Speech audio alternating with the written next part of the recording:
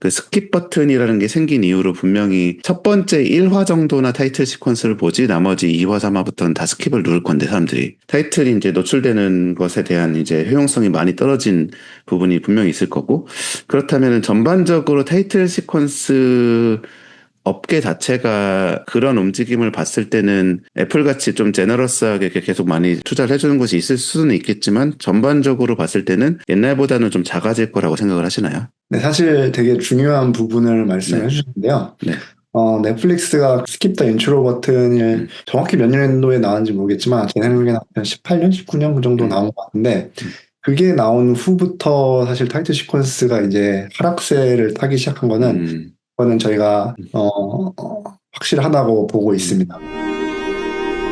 제 이름은 제프 한이고요. 저는 이제 LA에서 디자이너, 디렉터로 활동을 하고 있습니다.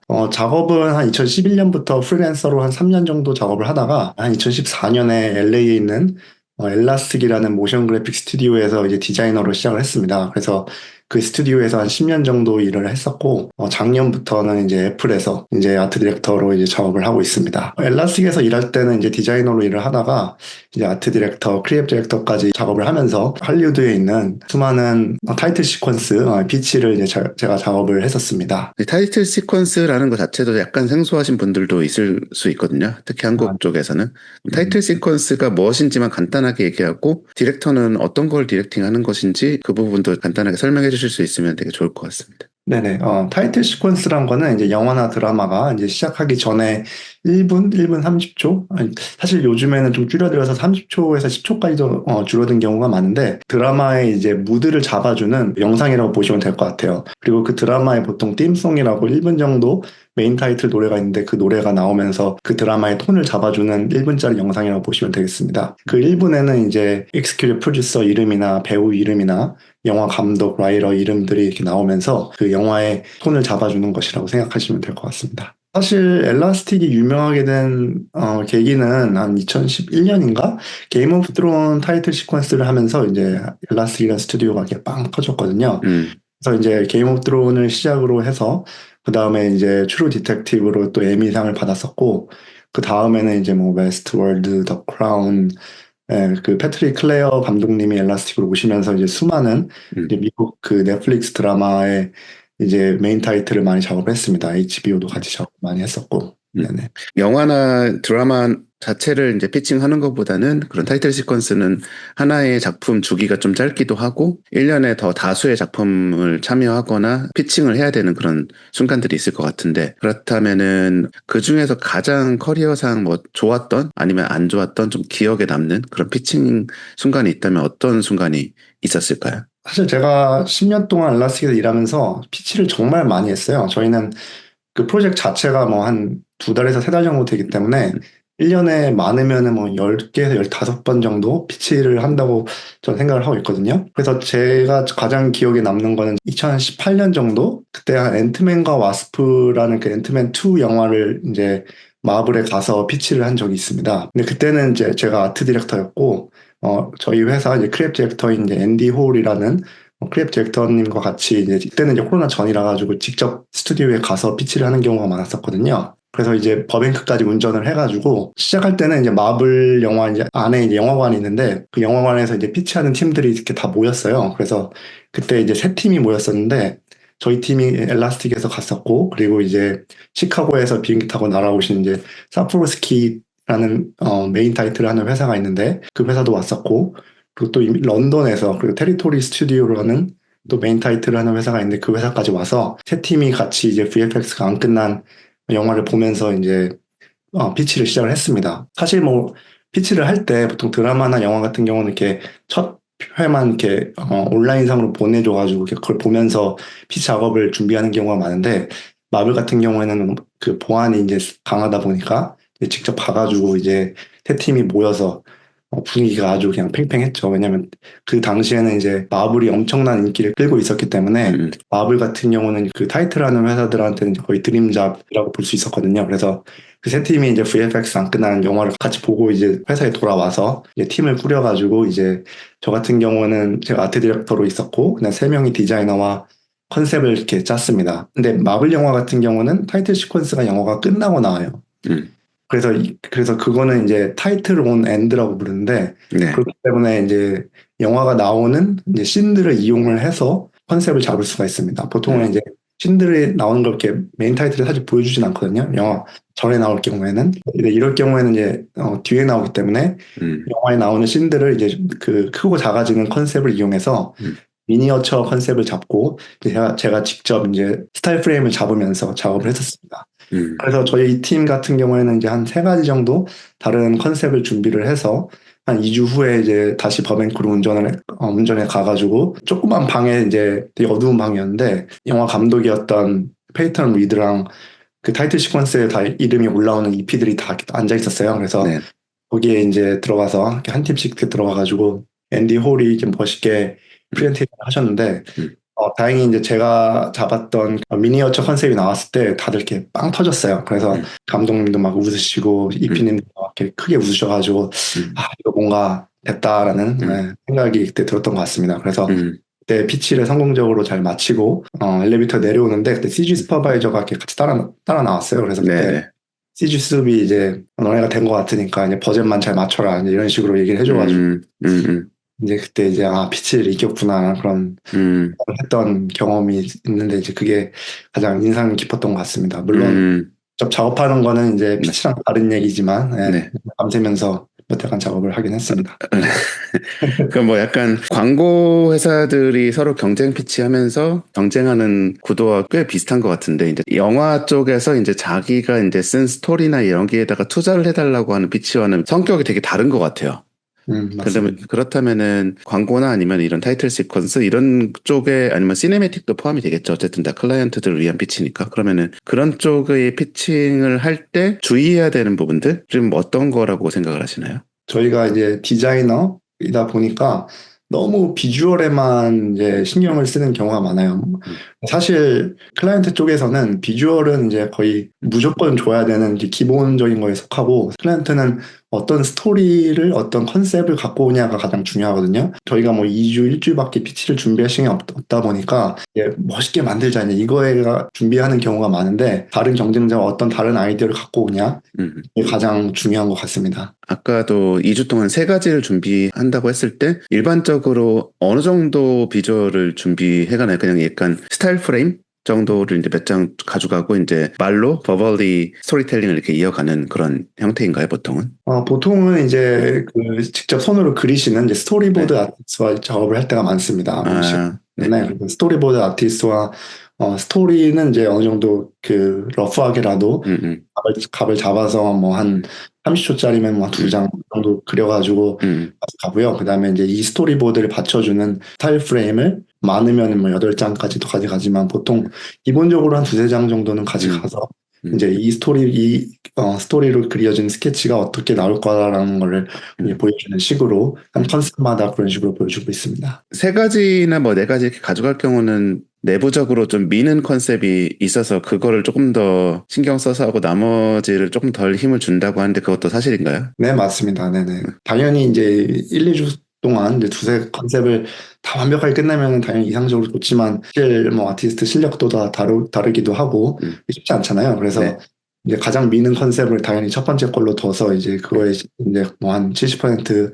힘을 쏟는다고 하면은 두 번째, 세 번째 컨셉은 이제 보통 이제 클라이언트가 안 좋아할 걸 알지만 그래도 혹시 와일드 카드라고 해가지고 이제 좀 약간 미쳤다고 하는 컨셉도 가지고 약간 실험적인 수준으로 밀어붙인 걸로. 네. 맞습니다. 그런 컨셉도 이렇게 보여주기도 합니다. 그 타이틀 시퀀스라는 것들도 어느 정도 이제 예를 들어 아까 말씀하셨던 것처럼 게임 오브 트론이 딱 빵 뜨면은 비슷한 형태로 타이틀 시퀀스를 만드는 회사들이 쫙 많아지고 후발업체와 분명히 이제 조금 더 앞서 나가는 업체들 일하시는 곳도 이제 당연히 이제 그 선두하는 업체 중에 하나일 건데 전 세계로 봤을 때는 그럼 그런 곳에서는 그 비슷하게 따라오는 그런 후발업체와 차별성을 두기 위해서 하는 특별한 노력 같은 게 있나요? 사실 특별한 노력이라기보다는 이제 전에 작업하지 않았던, 그러니까 여태까지 보지 못했던 이제 새로운 룩을 타이틀 시퀀스에서 찾기 위해서 계속 이제 레퍼런스도 보고 새로 이제 CG 테크니컬리 뭐가 나왔으면 이제 그런 플러그인이나 뭐 소프트웨어나 이제 그런 걸 사용을 하기도 하고 그런 식으로 이제 계속 이렇게 발전을 해 나가려고 하고 있습니다. 네. 그렇다면 플러그인의 개념으로서는 사실 요즘에 강력한 플러그인이라고 볼 수 있는 AI도 있잖아요. 사실 광고업계나 요즘에 심지어 넷플릭스도 이제 TV 시리즈에서 오피셜리 좀 짧게 지나가는 VFX 샷 이런 것들은 자기네들 쓴다고 아예 거기 VP가 나와서 발표를 했는데, 타이틀 같은 경우도 굉장히 부분적으로 쓰기 좋은 분야일 것 같다라는 좀 생각이 들거든요. 전반적으로 그런 거를 좀 적극적으로 쓰는 분위기인지 어떻게 지금 진행이 되고 있나요? 제가 작년까지 엘라스틱에 있을 때만 해도 방송국에서는 사실 그때가 이제 막 AI가 막 터져 나오면서 개발이 되면서 AI를 이제 막 시작하는 단계였기 때문에 아직 그 상업적으로 쓰기에는 아직 살짝 부족한 레벨이긴 했어요. 뭐 지금 완전 다른 이야기긴 하지만 그때는 이제 AI가 막 개발됐기 때문에 이거를 이제 리갈리 법적으로 쓸 수 있냐 없냐가 되게 좀 이슈였거든요. 그래서 그때만 해도 이제 뭐 AMC 같은 경우에서는 우리 방송국은 이제 절대 AI를 쓰지 않겠다라고 이제 선전포고를 놨었고, 그래서 저희 같은 벤더들한테 이제 작업을 할 때 AI를 쓰지 달라고 이제 부탁을 했었고, 디즈니 같은 경우에서는 이제 뭐 먼저 쓰기 시작했어요. 그래서 디즈니 같은 경우에는 뭐 써도 상관없었긴 했지만, 뭐 그래도 이제 넷플릭스나 애플 같은 경우에서도, 애플 TV 같은 경우에서도 그때까지는 이제 AI가 쓰지 않는 쪽으로 이제 가는 걸로 알고 있었습니다. 왜냐하면 법적인 그 문제가 생길 수도 있기 때문에. 어떤 클라이언트가 가장 버젯이 높은가요? 타이틀 시퀀스 어, 와이즈. 네, 타이틀 시퀀스 버젯은 진짜 천차만별이에요. 네. 당연히 이제 TV쇼도 마찬가지겠지만, 네. TV쇼 버젯에 따라 타이틀 시퀀스 버젯도 음. 나눠지긴 한데, 네. 제가 알기로는 이제 HBO에서 이제 나오는 TV쇼들이 다른 방송국 이제 TV쇼들에 비해서 타이틀 시퀀스 버젯이 뭐 2배, 3배, 많게는 뭐 10배까지 더 컸던 걸로 알고 있습니다. 그래서 당연히 결과적으로 프로덕션 밸류가 HBO 메인 타이틀들이 다른 타이틀 시퀀스들보다 훨씬 더 퀄리티가 높게 나오고, 그리고 더 버젯이 높았기 때문에 HBO에서는 좀 더 긴 듀레이션적으로 좀 더 뭐 1분 30초 정도 되는 타이틀 시퀀스를 원하기도 했어요. 다른 방송국은 뭐 그냥 그 제목만 띡 나오는 뭐 10초짜리, 짧게는 20초, 30초짜리를 원하기도 했지만, 네, 그래서 이제 길이에 따라 사실 버젯도 완전 달라지거든요. 그래서 긴 타이틀 시퀀스를 원했던 HBO가 가장 버젯이 크고, 그리고 저희가 할 수 있는 프리덤도 많고, 왜냐하면 길이가 기니까 좀 더 이렇게 네. 스토리텔링을 할 수가 있잖아요. 네. 그렇기 때문에 저희가 가장 선호하고 가장 일하고 싶었던 작업들은 이제 HBO에 있는 TV쇼들이었는데, 사실 이제는 좀 많이 바뀌었어요. HBO가 이렇게 TV쇼를 많이 안 만드는 것 같기도 하고, 요새는 이제 약간 애플 TV로 많이 간 것 같습니다. 애플 TV에서 이제 1분 30초짜리 좀 편의 메인 타이틀 시퀀스를 많이 만들고 있는 걸로 알고 있습니다. 넷플릭스나 디즈니 플러스 그 밖에도 이제 좀 대형 플랫폼들이 이제 그 사이에 이제 지난 10년 사이에 많이 커져서 이제 사람들이 많이 보고 있는데, 그런 것들은 어떻게 보면 이제 저희가 타이틀 시퀀스를 옛날에 HBO를 케이블로 보던 시절과 다르게 거의 스킵을 바로 할 수 있게 돼 있잖아요. 네, 그래서 맞습니다. 그 스킵 버튼이라는 게 생긴 이후로 분명히 첫 번째 1화 정도나 타이틀 시퀀스를 보지 나머지 2화, 3화부터는 다 스킵을 누를 건데, 사람들이 타이틀이 이제 노출되는 것에 대한 이제 효용성이 많이 떨어진 부분이 분명히 있을 거고, 그렇다면 전반적으로 타이틀 시퀀스 업계 자체가 그런 움직임을 봤을 때는 애플같이 좀 제너러스하게 이렇게 계속 많이 투자를 해주는 곳이 있을 수는 있겠지만, 전반적으로 봤을 때는 옛날보다는 좀 작아질 거라고 생각을 하시나요? 네, 사실 되게 중요한 부분을 말씀해 네. 주셨는데요. 네. 넷플릭스가 스킵 더 인트로 버튼을 정확히 몇 년도에 나왔는지 모르겠지만, 제 생각에는 한 18년, 19년 그 정도 나온 것 같은데, 그게 나온 후부터 사실 타이틀 시퀀스가 이제 하락세를 타기 시작한 거는 저희가 확실하다고 보고 있습니다. 왜냐면은 그 당시에 이제 넷플릭스가 엄청나게 커지고 있었고, 거의 넷플릭스에서 1분 30초짜리를 많이 만들고 있었거든요. 네네. 지금도 거의 OTT 업계에서는 뭐 70% 뷰어십을 갖고 있기 때문에 메이저라고 할 수 있는데, 그 메이저 회사에서 이제 스킵 더 인트로 버튼을 만들고 모든 타이틀 시퀀스를 다 30초, 20초 내로 만들기 시작하니까 이제 뭐 당연히 이제 다른 OTT 플랫폼들도 따라가기 시작하고, 당연히 길이가 줄어드니까 이제 버젯도 줄어들고, 버젯 줄어드니까 이제 만드는 시간도 줄어들고 하다 보니까 컨셉 낼 시간도 적어지고 퀄리티 올릴 시간도 적어지다 보니까 이 업계가 길이가 줄어든 것 같이 조금씩 이제 작아지는 느낌이 들었습니다. 그래서 제가 이제 작년까지만 했을 때도 이제 갑자기 그래도 30초면 그래도 어느 정도 재밌게 만들 수 있을 것 같았었는데 이제 10초짜리를 많이 원하더라고요. 10초짜리를 원하다 보니까 이제 거의 이제 그 정도 하면은 크레딧이 안 올라오거든요. 크레딧이 안 올라오고 이제 제목만 이제 올라가는 거예요. 그 정도 분위기 잡다가 이제 제목 한 5초 나오고 끝나는 영상을 이제 많이 원하기 시작했습니다. 왜냐면 그렇게 되면은 사실 9초는 무조건 넘게 만들어야 돼요. 걔네들 규칙상. 그렇게 짧은 영상들을 원하다 보니까 그 타이틀 디자이너로서 타이틀 디렉터로서 할 수 있는 게 점점 줄어들고 시장이 줄어들고 이제 하다 보니까 아 이게 맞나 싶기도 했습니다.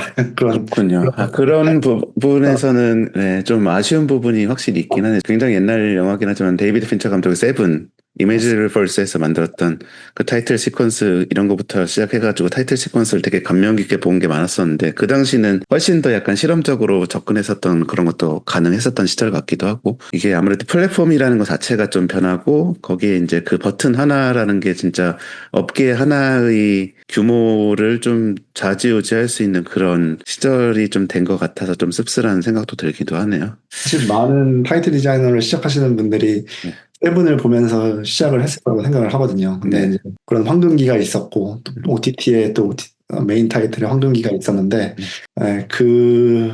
버튼이 나오면서 많이 바뀐 것 같습니다. 제가 엄청나게 많은 영감을 받는 이런 채널에 또 불러주셔서 네. 생각을 하고 있습니다.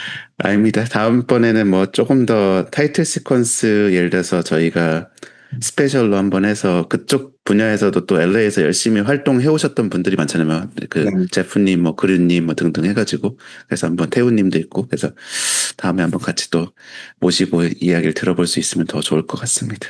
네네, 좋습니다.